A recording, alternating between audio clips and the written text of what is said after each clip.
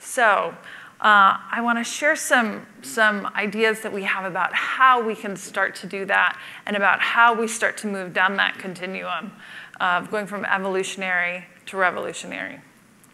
So, and it starts with a theory of change about that, and Chris kind of talked about this earlier. So if we're just evolutionary when it comes to mobile technologies, e-learning is gradually evolving into mobile learning, and it's really another delivery mechanism, but without real changes in content or pedagogy. It's great what we're seeing happen today because this is such a more effective delivery mechanism, but we shouldn't stop there. We have to keep going. Get to a place where we can be revolutionary, transformative, where mobile learning really is a different kind of learning. Practices change in the classroom, different ways for kids to acquire knowledge and create knowledge and share it, and for teachers to manage and facilitate that knowledge creation in their classrooms. So how do we go from where we are to where we all know that we want to be? So we think about 4 concepts or categories of mobile learning and ways that mobile technologies can really enhance what we're seeing today. I'm going to talk about each of these. They're not meant to be a series of steps, and they're not meant to be exclusive of one another, but we think bundled all together, they really can be revolutionary. So curated learning, connected learning, captured learning, and customized learning.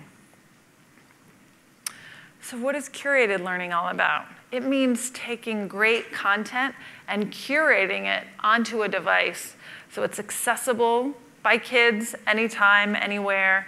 It's interactive. It can be shared. And it essentially replaces everything they are lugging around in their backpack right now. Next, I want to talk about connected learning. So this is an idea that John Dewey put forth over 100 years ago that said, learning happens in different localities, and that learning should be connected.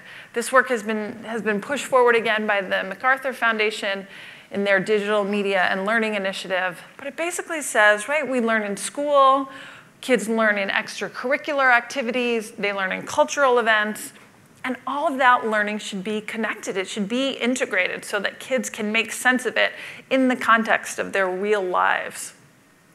The other way that we think mobile can really enhance learning is through what we call captured learning.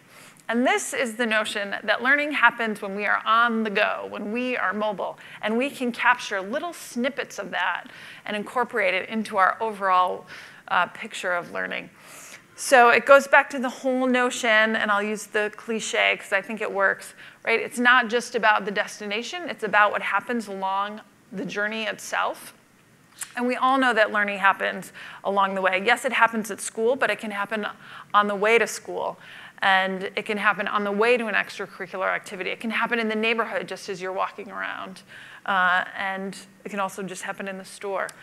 So, and finally, we get to customized learning, which I think in many ways represents what truly can be revolutionary for kids today. A customized experience where content is curated for kids and presented to them that's exactly the right content that they need when they need it, that collects their learnings in school, out of school. It bridges the gap between formal and informal, and that's really customized to their own experience.